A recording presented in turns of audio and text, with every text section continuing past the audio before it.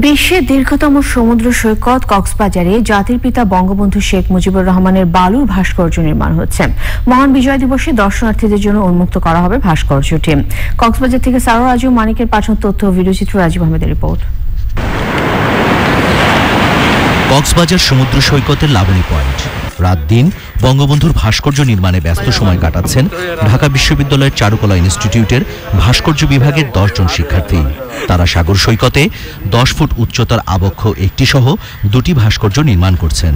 সারা দেশে যে বঙ্গবন্ধুর ভাস্কর্য নিয়ে যে মৌলবাদী কিংবা সাম্প্রদায়িক অসাম্প্রদায়িক বাংলাদেশের বিপক্ষে যারা আছে তাদের যে চিন্তাভাবনা, সেই চিন্তাভাবনা থেকে এটা কখনোই বাস্তবায়ন কখনোই হবে না এবং কখনোই এটা করতে দেওয়া যাবে না। কারণ বঙ্গবন্ধু পূর্বে যেমন ছিল বর্তমানে আছে এবং ভবিষ্যতেও আমাদের চিন্তা চেতনায় এবং আমাদের রক্তে মিশে থাকবেন এবং তার সেই অসাম্প্রদায়িক বাংলাদেশ বিনির্মাণের লক্ষ্যেই আমাদের এই কাজটি।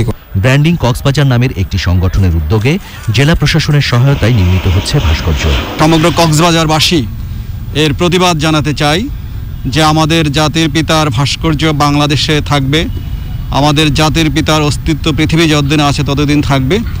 মূলত এই বার্তাটা পৌঁছে দেওয়ার জন্য কক্সবাজার সমুদ্র সৈকতে এই পৃথিবীর আমরা বলি যে বালুকাময় সমুদ্র সৈকতে কোনো জাতির পিতার ভাস্কর্য এটাই প্রথম। স্বাধীনতা এত বছর পরেও এই দেশের কিছু ধর্মান্ধ মৌলবাদী উগ্রবাদী আমাদের পিতার ভাস্কর্য নিয়ে যখন প্রশ্ন তুলছে, তখন আমাদের এই বিশ্বের দীর্ঘতম সমুদ্র সৈকত থেকেই আমরা সারা বিশ্বের কাছেই মেসেজ দিতে চাই, ভাস্কর একটি ভাষা, এটি কোনো মূর্তি নয় এবং এই ভাষার মাধ্যমেই আমরা একটি প্রতিবাদী আমরা জানাতে চাচ্ছি। প্রায় 8 লাখ টাকা ব্যয়ে বঙ্গবন্ধুর বালু ভাস্কর্য 16 ডিসেম্বর মানববন্ধন নীরবতা পালনের মধ্যে দিয়ে দর্শনার্থীদের জন্য উন্মুক্ত করা হবে।